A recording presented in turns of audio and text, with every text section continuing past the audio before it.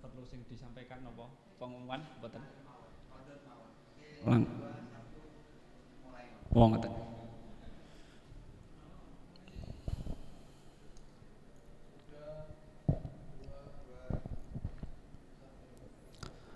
Bismillahirrahmanirrahim. Alhamdulillahirabbil alamin. Assalamualaikum warahmatullahi wabarakatuh. Bismillahirrahmanirrahim. Melanjutkan Fathul Qorib ingkang kemarin. Kemarin sampun tentang muqaddimah pembukaan kitab Fathul Qorib. Niki masuk tentang bab kitab Ahkamit Thaharah. Nanti editornya dikasih judul ya. Saya lihat kemarin itu nggak ada judulnya blas yang di ngaji itu. Jadi langsung lah. Kalau ini judulnya Ahkamit Thaharah, bersuci, masih tentang Fathul Qorib. Jadi bab awal kitab bi Ahkamit Thaharah. Bismillahirrahmanirrahim. Kitab bi Ahkamit Thaharati utawi iki iku bab mertelaake pira-pira hukume sesuci. Jadi kalau orang Islam itu ketika mau menyembah Tuhannya dengan sholat ubudiyah itu hal pertama yang dilakukan harus suci dari hadas dan suci dari najis. Bismillahirrahmanirrahim. Wal kitabu utawi lafat alkitabu lughatan ing dalam cara bahasa iku masdaron kalimah masdar bimakna domi kelawan nganggo artine dom atau ngumpulake, wal jam'i tegese ngumpulake. Wastilahan lan utawi toharoh ing dalem cara istilahe iku ismun aran li jinsiman, li jinsin kedue jinis minal ahkami kang tetep saking pira-pira hukum. Amal babu anapun utawi bab iku fasmun mongko aran linauin maring linauin kedue werna mimma saking perkara dakhala kang kepasuk tahta dalika ing dalem ngesore mengkono-mengkono jinis. Tahta dalikal jinsi kang tetep ing dalem ngesore mengkono-mengkono jinis. Jadi kalau bab fikih, kalau di fikih itu biasanya ada kitab, ada bab. Kalau kitab itu adalah cakupan yang lebih luas dibanding bab. Jadi kalau wudu, mandi dan menghilangkan najis itu masuk pada bab.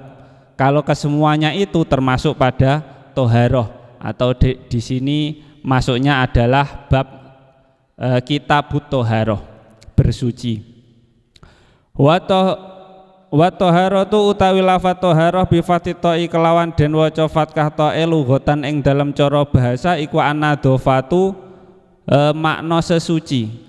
Wa amma syar'an anapun utawi toharoh ing dalem makna syara'e iku fa fiha mongko iku tetep ing dalem toharoh tafasirun utawi pira-pira tafsir kasiratun kang akeh. Jadi kalau toharoh secara bahasa itu definisi simpelnya itu adalah bebersih, membersihkan atau mensucikan.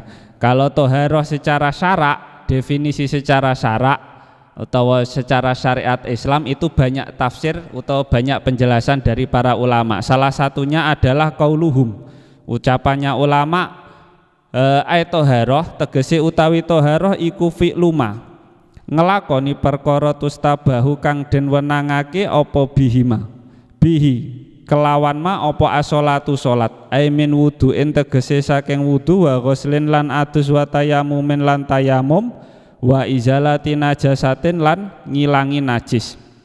Nah, itu kalau definisi toharoh secara syariat seperti itu. Melakukan sesuatu agar kita nanti diperbolehkan sholat, termasuk di dalamnya adalah wudu, mandi dan menghilangkan najis. Karena apa? Ketika seseorang masih dalam keadaan hadas, dalam tubuhnya masih ada hadas ataupun najis, kita itu haram sholat. Bahasanya enggak boleh kecuali dalam kondisi tertentu. Orang yang tidak bisa wudu, tidak bisa tayamum ataupun mandi, itu nanti harus tetap sholat dengan semampunya. Tapi kalau kita dalam keadaan biasa tanpa ada kendala apapun kok sholat tidak mau melakukan kegiatan toharoh bersuci, itu nanti sholat kita tidak sah. Ada tata caranya. Itu adalah syariat Islam, aturan Islam dengan segala tata caranya. Tidak boleh sakarepe dhewe sholat kok enggak pakai wudu, atau dalam keadaan hadas besar dia tidak mau mandi. Itu nanti ya sholatnya tidak dianggap atau tidak sah. Amat toharatu anapun utawi toharoh lafat amat tohuratu anapun utawi lafat tohuroh bidomi kelawan den waca domah toe iku fasmun mongko aran li bagiatil mai kedue kekerine banyu. Wala makana lan ing dalam semangsane ana apa almau banyu iku alatun dadi alat li toharati kedue sesuci istatroda mongko ngelakokake sapa al-musannifu ki musannaf li anwa ilmiyahi maring pira-pira warnane banyu. Nah, jadi ada yang namanya toharoh dengan dibaca fathah toknya itu adalah bersuci. Kalau tuharoh dengan dibaca domah toknya itu namanya adalah bagiyatil ma atau air bekas maksudnya bekas wudu atau bekas mandi. Sisa-sisa air itu namanya tuharoh. Jadi beda makhraj, beda arti nanti. Beda harokat, beda arti. Nah, oleh sebab penjelasan Kiai Musonep tersebut, maka Kiai Musonep membagi air itu menjadi 7. Fakola. Kiai Musonep itu pengarang kitabnya Fathul Qorib ya, takrib. Kiai Musonep berkata almiyahu utawi piro-piro banyu alati yomiyah alati kang ya juzu kang wenang ayasihu tegese sah apa atat hiru sesuci biha kelawan nganggo miyah iku sab'u miyahin ana 7 pira-pira banyu. Di dalam konteks teks Fathul Qorib itu pada takribnya itu air itu ada 7 macam yang nanti kita bisa pakai wudu, mandi ataupun menghilangkan najis. Selain dari hal itu, selain dari 7 air itu nanti kita tidak bisa pakai kecuali dengan kondisi tertentu. Yang pertama adalah rupane ma'usamai banyu langit ai an-nazilu tegese banyu kang tumurun minha saking sama. Wa huwa utawi an-nazil iku al-mataru udan. Yang pertama adalah air langit atau air hujan. Wa ma'ul bahri lan banyu segara ai al-milhu tegese banyu segara. Wa ma'un nahri lan banyu bengawan ai al-halwu. Wa ma'ul bi'ri lan banyu sumur. Wa ma'ul aini lan banyu sumberan. Wa ma'ul salji lan banyu es. Wa ma'ul barudi lan banyu embun. Wa yajma'u hadhihi sab'ah qauluka. Wa yajma'u lan ngumpulake hadhihi sab'ah ing iki warnane banyu 7 apa qauluka ucapan kita rupane almiyahu utawi banyu iku ma banyu nazala kang temurun apa ma minas samai saking langit au nabaa utawa tumurun apa ma minal ardi saking bumi ala ayyi sifatin ing atase endi-endine sifat kana kang tinemu apa ma min aslil khalqati saking asal kedadeane banyu. Nah, jadi 7 air itu yang pertama adalah air langit atau air hujan. Yang kedua adalah air laut, ya meskipun asin ketika kita wudu kok rasanya piket itu nanti tetap sah. Yang ketiga adalah air bengawan atau air apa itu namanya? Danau. Wa ma'ul bi'ri air sumur, air mata air, sumber air. Yang keenam adalah air salju, air es. Jadi caranya kalau kita pakai salju wudu piye ya karek nguserne aja. Ngusir apa jenenge? Di blonyohne bahasane. Dan yang terakhir adalah air embun. Embun pagi hari itu biasanya kalau di daun ada airnya itu nanti kita pakai untuk berwudu pun bisa. Nah, dengan 7 air yang sudah disebutkan Kiai Musonep tadi bisa diambil kesimpulan almiyah atau air yang nanti kita bisa buat untuk bersuci itu apa? Manazala minas sama, segala air yang turun dari langit atau bersumber dari bumi dimanapun itu berada yang masih dari asal penciptaannya, maksudnya masih disebut air mutlak. Semuanya air itu nanti ketika kita pakai untuk berwudu, mandi itu nanti bisa sah. Tapi ada nanti ketika air tersebut bercampur atau terkena najis itu nanti tidak bisa dibuat untuk bersuci. Jadi ketika air mutlak, entah itu bersumber atau turun dari langit, air-airnya itu nanti semuanya bisa dibuat untuk kita bersuci. Sumal miyahu, nah, macam jenis air itu nanti dibagi menjadi 4. Selanjutnya adalah sumal miyahu nuli utawi piro-piro banyu tangkosimu kang dadi kandum apa ma ala arbaati aksamin. Salah. Tangkosimu kang dadi kandum apa almiyah ala arbaati aksamin ing atase 4 piro-piro pandoman. Ahaduha utawi salah sijine arbaah iku tohirun mutahhirun.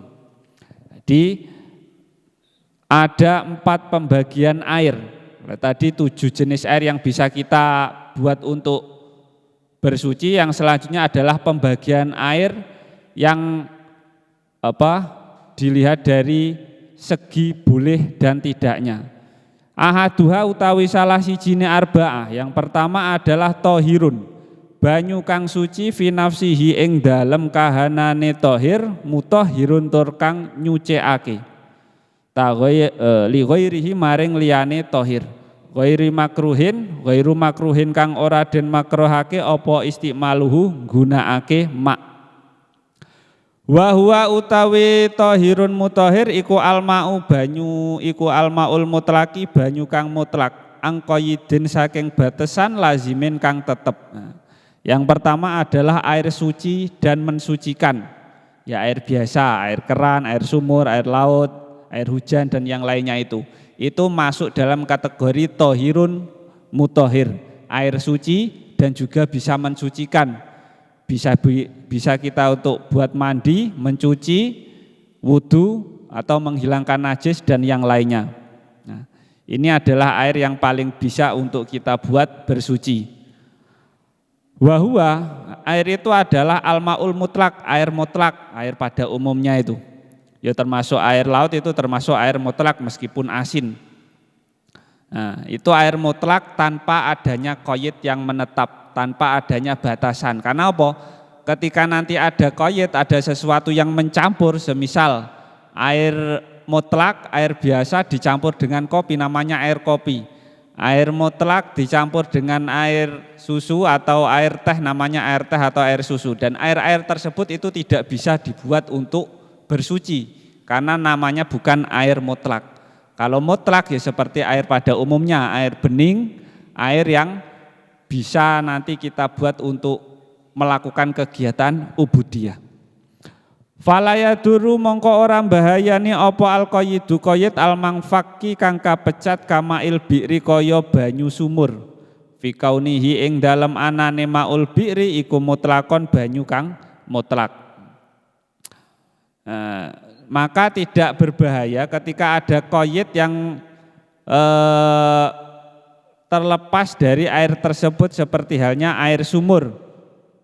Jadi bukan karena namanya itu nanti berubah sebab tempat, tapi namanya yang berubah sebab adanya sesuatu yang mencampur. Itu nanti tidak dinamakan air suci mensucikan. Tapi kalau airnya masih mutlak itu meskipun dinamakan air sumur, air gelas, air galon, ketika itu dikoyitkan pada tempat itu nanti tidak akan merubah status kemutlakan air. Jadi masih utawa tetap bisa untuk dibuat untuk mensucikan, utawa disebut tohir mutahhir, air suci yang mensucikan. Nah, itu adalah kategori air yang pertama. Dilihat qayyidnya nanti, qayyid yang menetap itu menempel sebab tercampur atau menempel karena bertempat pada suatu tempat. Kalau cuma berubah nama karena tempatnya itu tidak akan merubah status air, jadi tetap dinamakan air mutlak. Tapi kalau tercampur semisal kopi, teh ataupun